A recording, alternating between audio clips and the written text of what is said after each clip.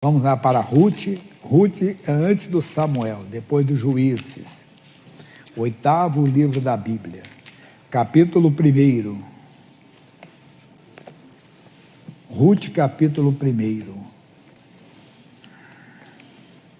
Diz assim: e sucedeu, nos dias em que os juízes julgavam, houve uma fome na terra, pelo que um homem de Belém de Judá saiu a peregrinar nos campos de Moabe, ele e sua mulher e os seus 2 filhos. E era o nome deste homem Elimeleque, e o nome de sua mulher Noemi, e o nome de seus 2 filhos Malom e Quilion, efrateus de Belém de Judá, e vieram aos campos de Moabe e ficaram ali. Aí nós temos muitas revelações da Bíblia aqui para nós, muito entendimento que vai nos ajudar bastante. Primeiro, todo mundo passa um momento difícil, irmão. Nós não podemos esquecer disso. A Bíblia fala lá no livro de Eclesiastes, capítulo 10, versículo 4. No meio da Bíblia você tem Salmos, depois você tem Provérbios, Eclesiastes, 10, 4. O que diz? Levantando-se contra ti o espírito do governador, não deixes o teu lugar. Está numa luta, está numa batalha, não sai do seu lugar. Qual é o meu lugar, pastor Jair? Na palavra de Deus, você acabou de ouvir. Seja qual for a batalha, seja qual for a adversidade, não saia das Escrituras, porque o nosso Deus, ele é poderoso para suprir qualquer necessidade. O João, esse aqui você ouviu muito na pandemia, João 16, 33. O que você ouviu lá? João 16, 33. Tenho-vos dito isso para que em mim tenhais paz. No mundo tereis aflições, mas tem de bom ânimo, eu venci o mundo. Quer dizer, veio uma aflição, não saia do seu lugar. Continue a sua comunhão com Deus, continue frequentando a igreja, continue orando, continue fazendo o seu devocional, sua entrada no altar para amar, para adorar a Deus todos os dias. Mas tem gente que para, porque está numa luta, está numa batalha.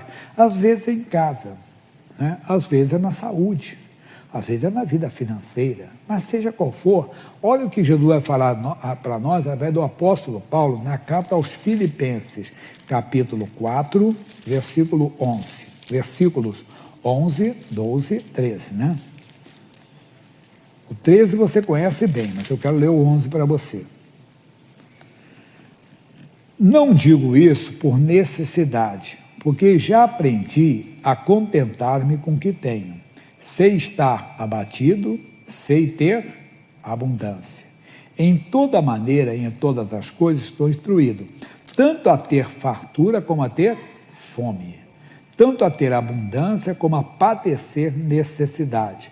Posso todas as coisas naquele que me fortalece. Então, seja qual for a luta, seja qual for a batalha, não sai. Deus vai te fortalecer e vai suprir as suas necessidades.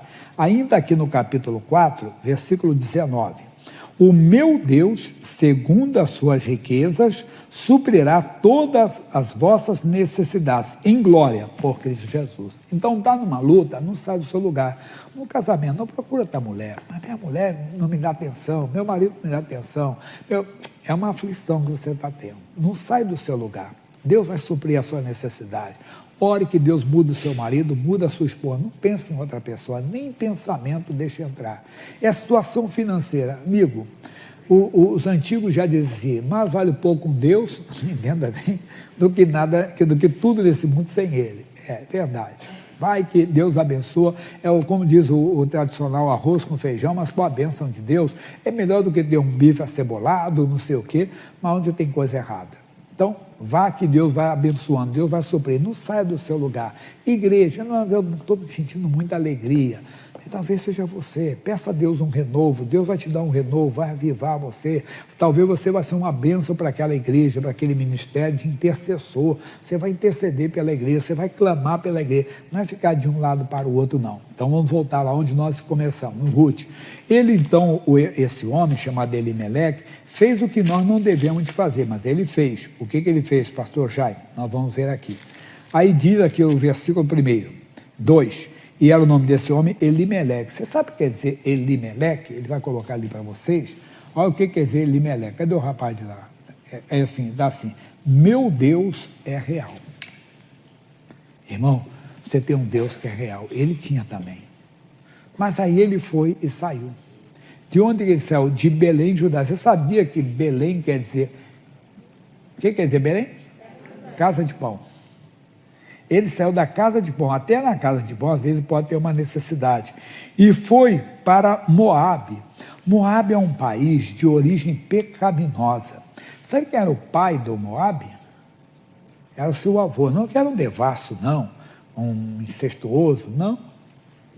Uma cultura deles aí satânica, as filhas embriagaram o pai para terem filhos com ele, por medo de não terem descendência. Mas é um estudo para outro dia. A nossa mensagem aqui é que eles deixaram o lugar, que era a casa de pão, de onde dali nasceria depois o rei Davi, e depois nasceria até segundo a carne, o próprio Senhor Jesus.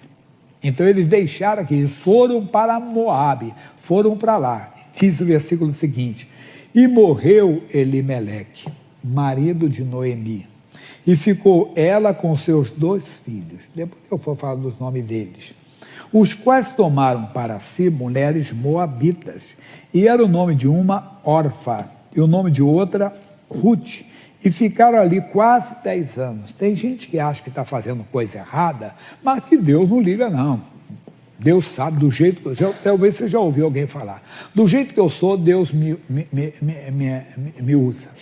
Do jeito que eu sou, Deus me atende. Deus me aceita do jeito que eu sou. Claro, mas não quer você continuando do meu jeito. É como alguém diz, vem da maneira que você está certo, mas você não vai continuar da mesma maneira. Eu cheguei na igreja, um homem deprimido, viciado, entenda bem, mas não continuei. Porque aceitei Jesus, quem está em Cristo é nova criatura. O evangelho traz mudança. Se não trouxe mudança, porque não é o evangelho. Você ainda não assumiu.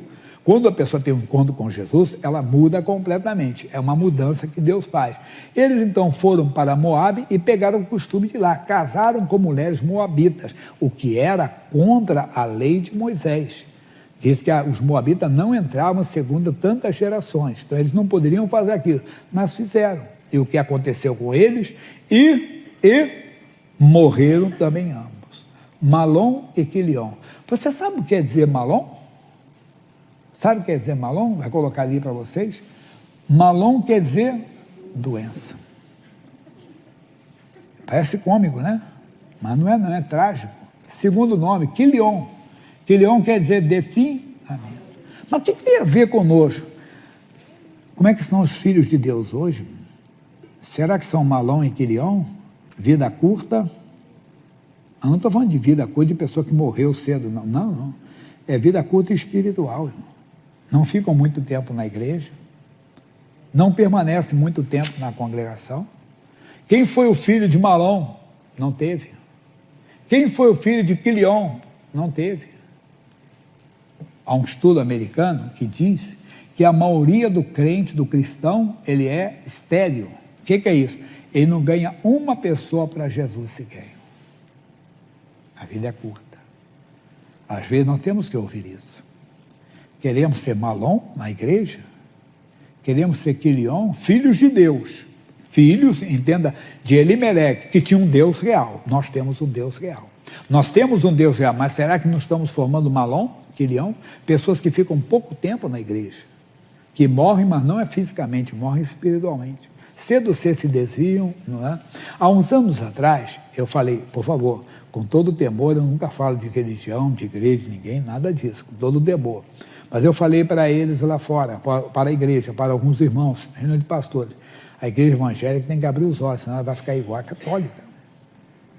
Não estou falando mal, só estou dizendo que você perguntar para a pessoa, qual é a sua religião? Eu sou católica. Você vai na igreja? Não precisa ir na igreja, não. Não era mais ou menos assim.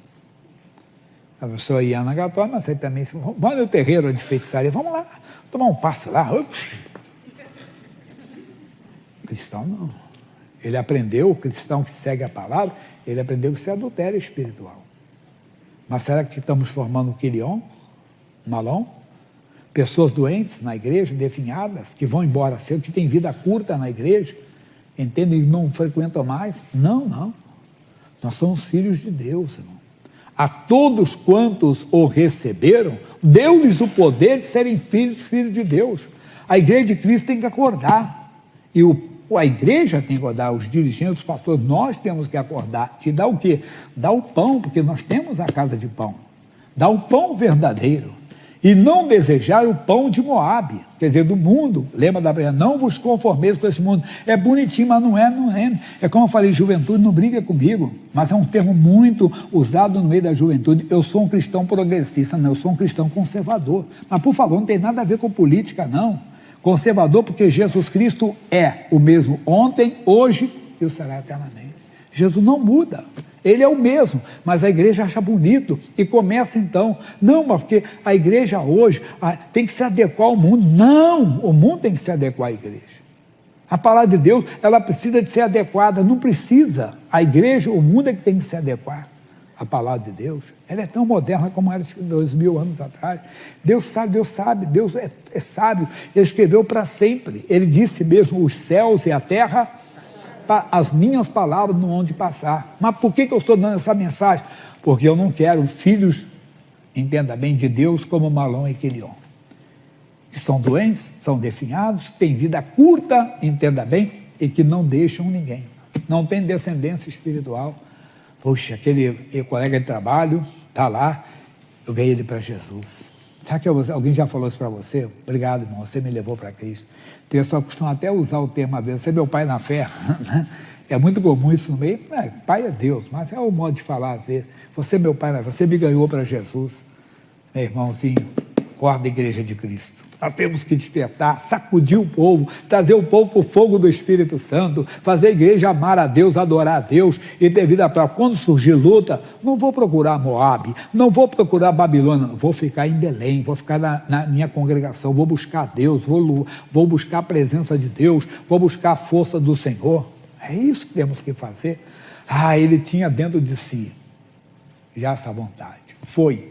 E o que aconteceu? Morreram também ambos, ficando assim essa mulher desamparada dos seus 2 filhos e de seu marido. Essa mulher chamada Noemi, você sabe, quer dizer graciosa, amável. Essa mulher graciosa, amável, ela desejou depois ser chamada de Mara, quer dizer, amarga, deu uma vida. Mas por que isso, pastor? Porque ela perdeu, sabe por que perdeu o marido e os 2 filhos? Ficar desamparada.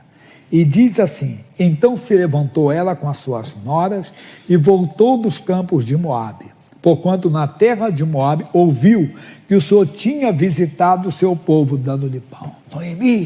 Noemi, fale, Deus está dando pão. Onde? Belém de Judá, de onde ela nunca deveria ter saído, mas tinha que acompanhar o marido. Irmão, que responsabilidade nós temos. Nós não podemos ir levar a igreja para Moabe. Ainda que tenha pão, não, vamos ficar aqui. Não vamos de maneira alguma, vamos ficar na presença de Deus. Vamos ter lutas, vamos, no mundo tereis aflições, mas não saia de Jesus, até o dia que Ele te tirar. Aí sim, aí você vai para o verdadeiro paraíso, como Ele falou para aquele homem, você vai se cumprir na sua vida. Hoje estarás comigo? Quando? Quando você fechar os olhos, não tenha medo. Acabou o seu corpo, claro que vai ser, todo o corpo envelhece. Se você não quer envelhecer, morre cedo. Vai, uns vão ficar sem cabelo, outros vão ficar com cabelo branco, vão passar pomada, pode dizer, mas todo mundo vai. Agora o nosso espírito cada dia vai ficando mais forte, cada dia vai desejando mais ter o Senhor, cada dia você vai desejando mais. Nós costumamos brincar que você não precisa nem levantar a mão, senão Deus te leva já. Irmãozinho, essa é a mensagem de hoje. Não seja Malom e Quilion. Não, se alimente da palavra, pegue prazer em Belém de Judá, pegue prazer na igreja, pegue prazer no Senhor acima de tudo, pegue prazer na presença de Deus e não deixe nada separar você do amor de Deus. É como um filho que ama a casa do seu pai e da sua mãe. Na casa do vizinho pode ter a carne que for assada, na casa dele só tem ovo, não, eu vou comer o ovo da minha casa. É aqui que eu vou, então Deus vai suprir as suas necessidades. Segure essa palavra e seja uma bênção.